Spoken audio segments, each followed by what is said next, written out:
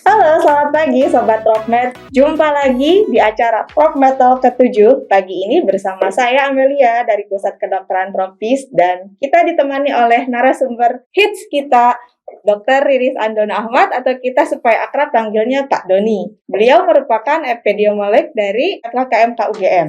Nah, pagi ini Pak, kita akan membicarakan mengenai isu vaksin ketiga atau mungkin orang mengenalnya sekarang sebagai vaksin booster. Kemudian kita akan bahas juga mengenai prediksi gelombang ketiga COVID-19, Pak. Ya. Sebelum kita ngobrol jauh, kita warming up sapa-sapaan dulu ya, Pak. Oke. Kita pagi ini bajunya cocok ya, Pak? Ya dong, kan kita sehati. Oh, sehat ya, Pak. Oke, sehat, Pak. Sehat, Alhamdulillah. Oke. Mbak Amel? Alhamdulillah sehat, Pak. Musim hujan, pandemi kita tetap harus jaga kondisi. Betul. Baiklah, untuk langsung kita masuk ke topik pagi ini mengenai isu vaksin ketiga. Sebenarnya Pak, untuk vaksin di Indonesia sendiri sudah sejauh mana sih Pak? Berapa persen yang sudah tercapai?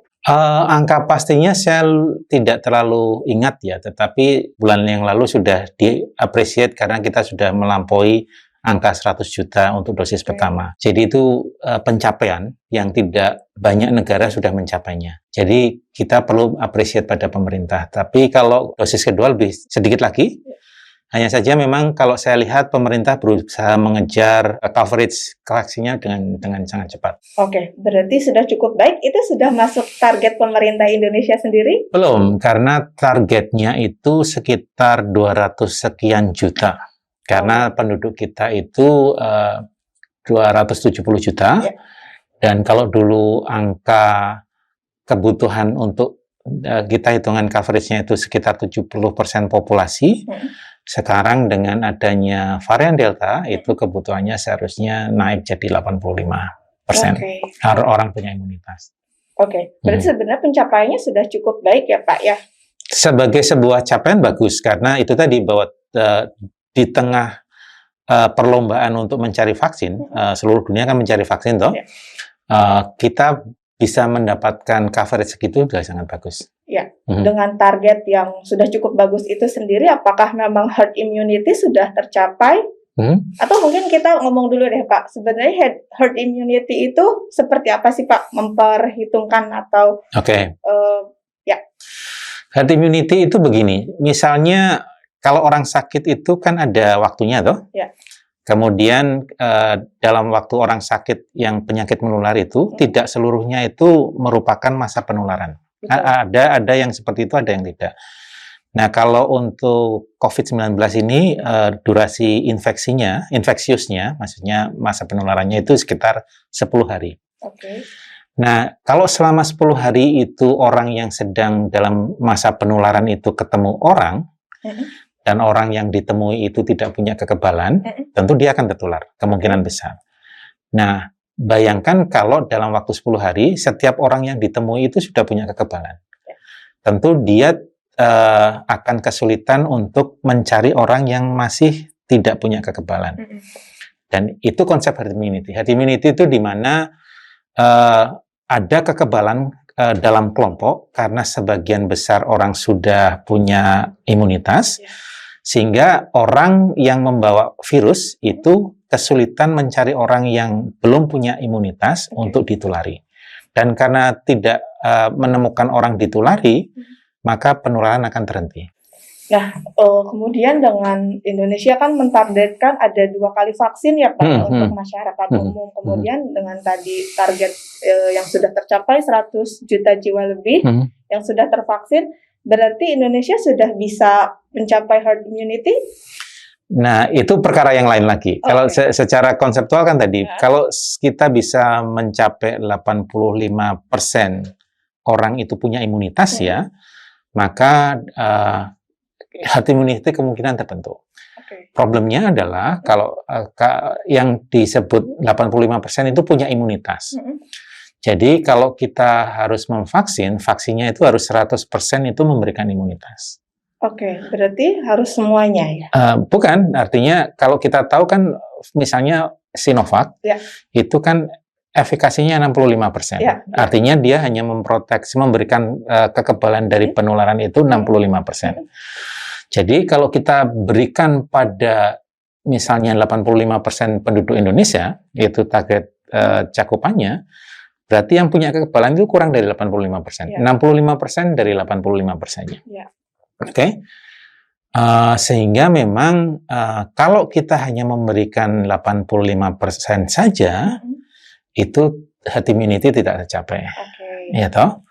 Nah, problemnya kalau kita bicara tentang 85% dengan, kalau kita menggunakan Sinovac ya, dengan efikasi 65%, gap yang dibutuhkan untuk mencapai imunitas 85%, itu jumlah orang yang harus divaksinasi jauh melebihi penduduk Indonesia.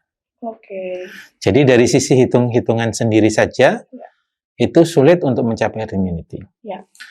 Belum kemudian kalau kita bicara tentang durasi imunitas vaksinnya. Karena kita tahu sekarang bahkan infeksi alami, kalau kita tertular langsung, itu tidak memberikan efek proteksi yang lama.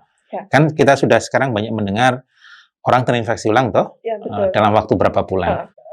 Diperkirakan itu durasi imunitasnya itu kurang dari 1 tahun untuk vaksin. Nah, kalau mau mencapai herd immunity, kalau itu bisa tercapai, katakanlah kita menggunakan vaksin yang efikasinya jauh lebih tinggi ya, seperti Pfizer atau Moderna dan AstraZeneca misalnya, waktu yang dibutuhkan untuk mencapai target itu harus dalam durasi imunitasnya. Jadi kalau kita punya waktu durasi imunitas rata-rata 1 tahun, ya seluruh target itu harus dicapai dalam kurang waktu dari 1 tahun. Kita berarti kejar-kejaran dengan waktu juga ya. Karena kalau enggak kan enggak akan tercapai tuh. Apalagi kalau durasi imunitasnya lebih pendek. Nah, kalaupun itu bisa tercapai, misalnya kita bisa mencapai kurang dari 1 tahun, expiry date-nya juga sangat pendek. Kalau misalnya kita waktunya itu 1 tahun dan kita bisa melakukan mencapai target itu dalam waktu 10 bulan, maka kita punya herd immunity hanya dalam waktu 2 bulan. Karena setelah itu yang awal-awal juga akan menghilang lagi. Nah, seperti itu kira-kira. Baiklah, kita udah bahas yang mengenai herd immunity, kemudian mengenai target pencapaian vaksin sendiri. Nah, Pak, apakah dengan 2 kali vaksin ini kita sudah bisa dinyatakan kebal atau sebenarnya vaksin ketiga itu harus nggak sih, Pak? Nah, itu terkait dengan tadi kita butuh dua kali, tetapi kan setelah berapa lama kemudian durasi imunitasnya karena durasi imunitasnya yang pendek, setelah melewati fase itu akan menghilang, berkurang. Ya kan? Pelan-pelan menghilang. Pelan-pelan akan menghilang. Oleh karena itu, maka kita membutuhkan booster. Sebenarnya kan tubuh juga sudah punya memory cell, jadi sudah mengingat-ingat. Ibaratnya itu kan vaksin itu seperti memberikan data penjahat ke polisi, ya kan? Kemudian polisinya karena tahu ada penjahat berkeliaran, dia siap siaga. Tapi begitu penjahatnya sudah tidak ada, kan mereka beristirahat. Lama-lama kehilangan kemampuan. Tetapi mereka punya profil penjahatnya ini. Jadi begitu ada penjahat masuk lagi, dia akan segera siap. Berarti sebenarnya memang kita masih perlu ya? Masih perlu. Jadi kita memang butuh untuk agar antibodinya meningkat lagi. Baik. Dan itu yang makanya kemudian ada wacana vaksin ketiga atau bahkan mungkin vaksin keempat, vaksin kelima. Karena memang pandemi ini akan masih berlangsung cukup lama dan kemudian kalau memang diperlukan setiap tahun mungkin kita perlu melakukan booster. Baik. Berarti sebenarnya vaksinnya kita tidak hanya berhenti di vaksin kedua ya untuk masyarakat umum pun. Nah, itu akan yang kemudian menjadi pilihan. Artinya bahwa kita tahu saat ini vaksin itu tidak 100% menghilangkan dari resiko tertular. Tetapi bisa mengurangi resiko untuk keparahan, masuk rumah sakit dan kematian. Dan sebenarnya ke depan pun seperti itu. Jadi sekarang ada wacana dari pemerintah untuk vaksin booster ketiga atau mungkin selanjutnya itu menjadi opsional dan berbayar. Baik. Nah, Pak, Bapak bilang kan tadi sebelumnya sebenarnya pandemi ini masih akan berlangsung ya, Pak ya. Nah, kemudian dengan target pencapaian vaksin, apalagi kita baru saat ini vaksin kedua nih, belum ada vaksin booster untuk masyarakat umum. Yang saya dengar sih baru di tenaga kesehatan ya, Pak ya. Nah, dengan pandemi yang masih panjang, kemudian kita vaksinnya, perjalanannya masih sampai seperti ini, apakah sebenarnya gelombang COVID-19 ini masih akan terjadi nggak, Pak? Lonjakan kasus seperti yang kemarin kita tahu lah gelombang varian Delta itu. Nah, ini kita bicara dengan perspektif yang lain lagi. Kita tahu bahwa kita sudah melakukan vaksinasi, kemudian dengan vaksinasi kita punya semacam kekebalan tertentu. Tapi kemudian kita juga tahu masih banyak dari penduduk dunia itu yang tidak tervaksinasi, tidak punya kekebalan. Jadi virus itu masih bersirkulasi secara global. Kita juga tahu vaksin itu tidak 100% memproteksi dari penularan.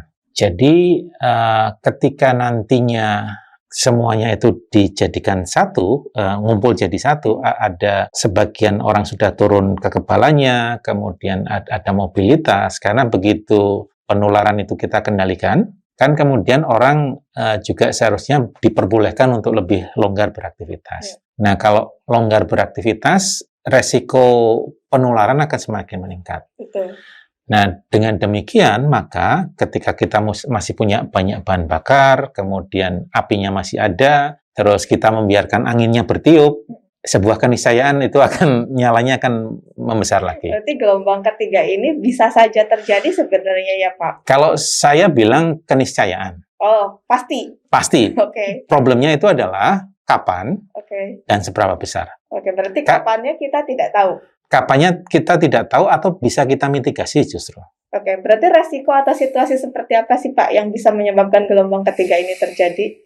Pertama, tentu saja kalau kita punya aktivitas yang meningkatkan penularan, mobilitas yang tinggi, dan kita punya mobilitas musiman, tahun baru, kemudian lebaran, libur panjang, dan sebagainya. Nah, itu akan meningkatkan resiko penularan. Maka kan pemerintah sudah mewanti-wanti akhir tahun ini jangan-jangan akan ada gelombang 3, mengantisipasi. Oke, karena mobilitas tersebut. Betul, betul. Jadi selama kemudian kita mengizinkan mobilitasnya itu meningkat dengan tinggi, dan di satu sisi ketika mobilitas meningkat karena liburan dan sebagainya, kan interaksi sosialnya juga semakin cair nih dengan suasana yang festivities itu, yang perayaan itu kan orang lebih melakukan interaksi yang lebih intim dengan banyak orang.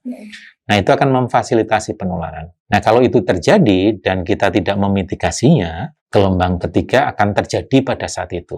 Oke, saat mobilitas tinggi tersebut.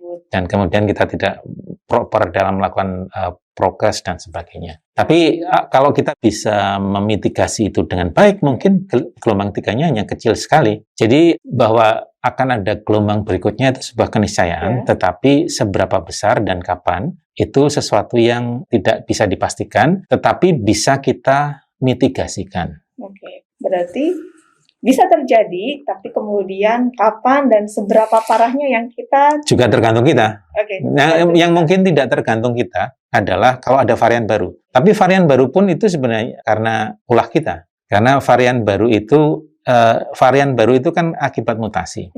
Nah, mutasi itu terjadi ketika kita membiarkan penularannya sangat tinggi.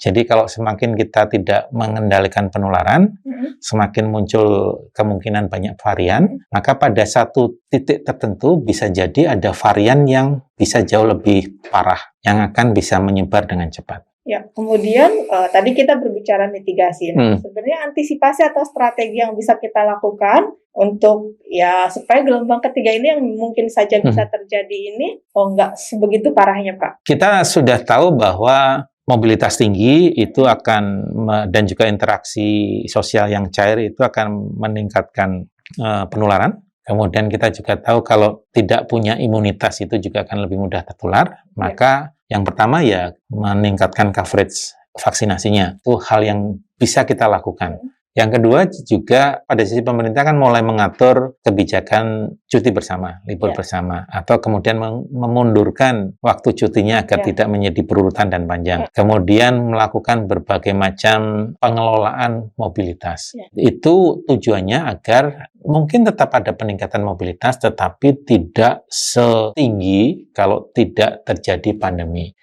Dan itu akan mampu mengurangi resiko terjadinya gelombang yang sangat tinggi. Sama seperti ketika kemarin, meskipun lebaran kita sudah mulai ini tetapi ketika muncul varian baru yang kemampuan penularannya jauh lebih tinggi, itu kan kita juga hopeless ya. Iya. Jadi mobilitas antar wilayah sudah dibatasi, tetapi ketika mobilitas di dalam wilayah itu masih cukup tinggi pasca Lebaran, otomatis ya itu akan memfasilitasi penularan. Ya. Sebenarnya kan tadi mungkin langkah yang diambil oleh pemerintah ya, mengurangi mobilitas. Nah, kalau untuk kita sendiri sebagai sahabat awam, mungkin sobat Tropmed juga pengen tahu nih, supaya kita memproteksi diri kita sendiri dan keluarga ya Pak ya. Apa yang harus kita lakukan? Kita harus sadar bahwa pemilik resiko adalah kita sendiri, individu, bukan orang lain. Jadi kalau kita tidak melakukan tindakan pencegahan, ya kita akan meningkatkan resiko kita tertular. Dan kalau kita tertular, kita akan menjadi resiko bagi orang-orang di sekeliling kita. Jadi mungkin resiko tertular diri kita, tetapi kita akan menjadi resiko bagi banyak orang. Itu harus selalu kita tekankan dalam diri kita. Sehingga kalau kita mau melakukan aktivitas apapun, kita perlu menilai situasi untuk menilai seberapa besar resiko kita tertular pada saat itu. Kalau misalnya liburan, kemudian nggak apa-apa kita berwisata, tetapi begitu kita melihat tempat wisatanya itu cukup crowded dan protokol kesehatannya itu tidak cukup baik, ya sebaiknya batalkan, cari tempat lain.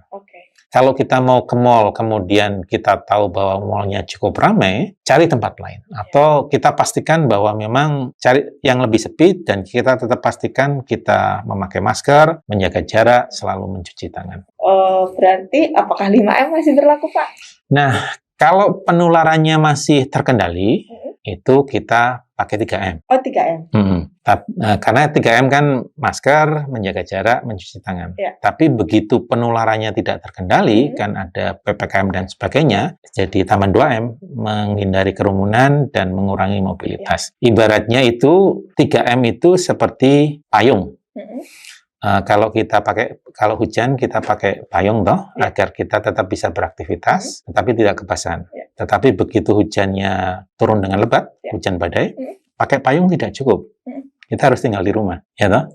Jadi kurangi mobilitas, hindari kerumunan. Ya, baiklah. Seru banget Pak obrolannya. Terima kasih. Jadi nambah pengetahuan juga saya sendiri, dan mungkin untuk sobat Tropmed juga ya. Boleh kita rangkum dulu Pak? Silakan. Oke. Berarti sebenarnya untuk isu vaksin ketiga atau vaksin booster ini memang sebenarnya harus ya Pak dilakukan? Itu akan menjadi sesuatu yang diperlukan. Berarti isu vaksin ketiga ini adalah sesuatu yang memang diperlukan. Nah, rencana pemerintah untuk melakukan itu berbayar atau kemudian skemanya bagaimana, kita akan tunggu saja. Tapi saran dari epidemiolog Pak Doni, itu memang sesuatu yang memang perlu dilakukan untuk menjaga kekebalan kita semua. Kemudian untuk gelombang 3 COVID-19 sebenarnya adalah suatu keniscayaan. Nah, keniscayaan ini sendiri sebenarnya adalah kapan, seberapa parahnya kita masih belum tahu. Nah, oleh karena itu untuk menjaga diri kita, menjaga orang-orang tersayang kita, 3M atau mungkin lebih tepatnya 5M tetap harus kita patuhi. Dan kemudian kita kalau misalnya mau pergi sebenarnya boleh ya Pak ya. Cuma mungkin kita harus menilai situasi dan kondisinya. Nah Pak, saya udah didadahin panitia.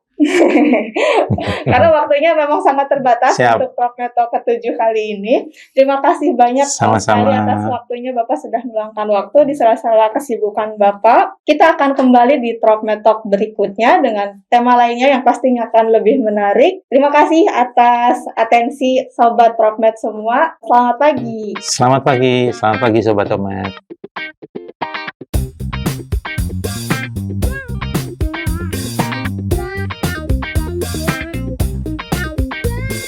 Tropmed Talk.